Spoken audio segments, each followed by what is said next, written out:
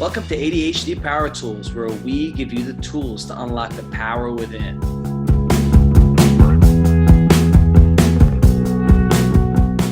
Hello, Brooke. Today I want to talk to you about multitasking. I want to ask you, what is it and what are some tools to overcome multitasking?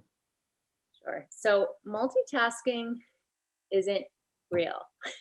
So stop it. Okay. I have my clients watch this video on YouTube. It's called Stop It. Mm-hmm. It just made me think of that right now. Anyway, side note, I divert. Whenever I start with clients, sometimes with ADHD, I'll say to them, turn off all your notifications while you're trying to focus your work in a time block. And because when we try to multitask, or anyone tries to multitask, you're actually just diverting your attention from one thing to another. But you're not finishing one thing, you're doing it at a certain percentage. And then your brain needs to refocus onto another thing that you do. And Mm-hmm. when you're trying to refocus, it can take up to 15 minutes to then start focusing on the other task, Mm-hmm. which of course leads to like 40% of things not getting done, Mm-hmm. long-term memory suffering, creativity dropping, fatigue in your ability to focus because you're trying to have your hands on many different things. Mm-hmm.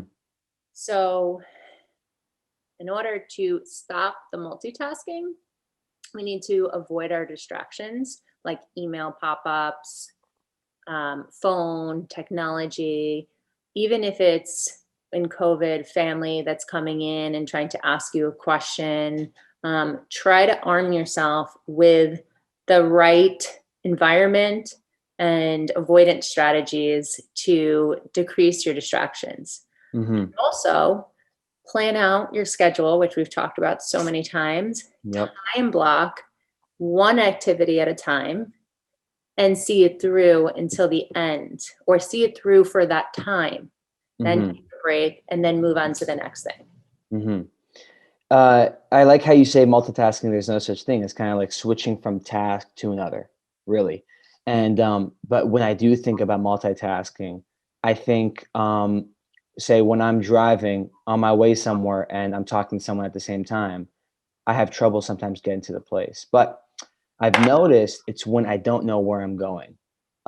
When I am in an area where I'm not too familiar with, where the game plan isn't too set in stone, and I'm talking to someone, I'm really engaged. There's been multiple times where I miss an exit. I'm known, me and my friends, sometimes I miss an exit when we're going somewhere we don't know. And even when I have the maps in front of me, I'm so fully engaged in the conversation. I just keep driving. I just keep going straight. And I noticed that there are times where I am good at multitasking, where, for example, I'm cooking and I'm listening to music and I'm talking, but I'm doing everything perfectly. Or when I'm working at the restaurant I work at, and I'm doing everything well. I have 6 tables. They're asking for sides, drinks, this, that. And I notice that it's because I know my territory. I know the game plan. I know my surroundings. I know what I need to do, my utensils, my tools. And I feel like being familiar with your area, what you're doing, what the game plan is, having everything prepared and ready. What are your ingredients in your food? What are your steps you're going to take? You that's the situation where you can multitask. But things where you don't know where you're driving, or you're learning something new and there's someone next to you, you're taking notes, learning something new, watching a lecture, and there's someone next to you talking about something else. It's like you got to learn something right now, and your mind's all over the place. So distractions are very important. I agree 100% with you. Yeah.